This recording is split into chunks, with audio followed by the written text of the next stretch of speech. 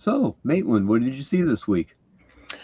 I saw a movie called Passenger, which is one of those wonderfully tells you nothing kind of titles. I mean, you have no idea what to expect.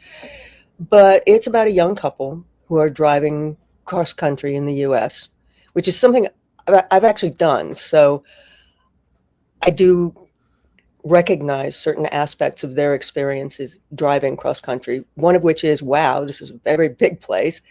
And another of which is, there are some odd people out there. And Yeah. yeah, and you do your best to just move away from them.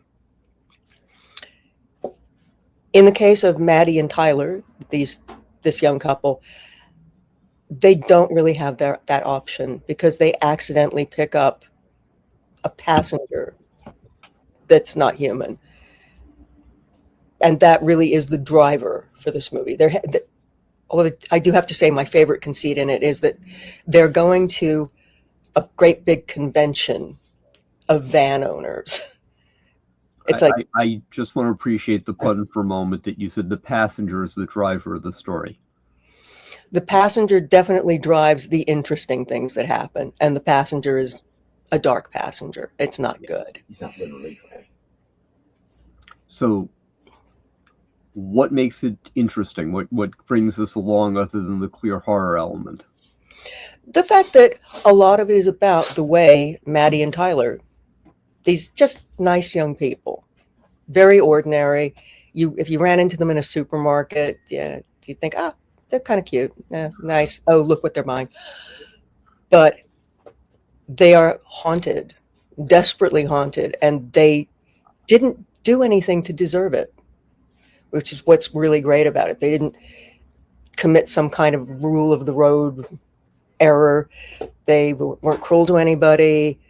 They're just nice people who picked up something unwittingly. And it takes them a while to even realize that they've picked up something. And they don't have a clue. They don't know what to do about it. Their passenger is a monstrous entity. Yeah. And is going to ruin their lives if they don't figure out what to do about it. I mean, it has a really good start on ruining their lives. But who knows how to deal with that?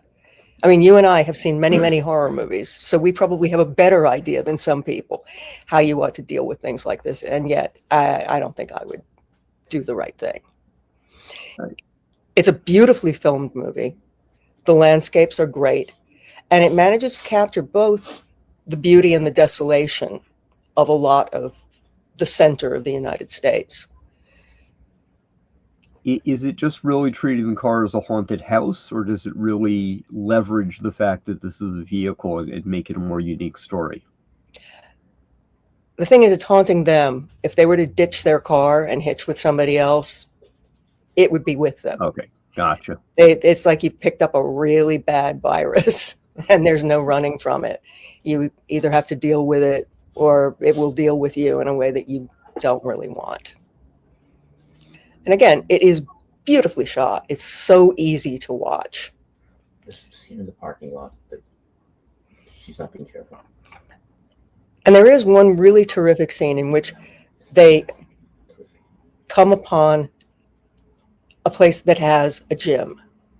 And they figure, okay, we're going to go in and pay whatever we have to pay to use the gym one time because we really want to take a shower. That's their basic motivation. Yep. So they both obviously go into separate parts of the gym to take their showers.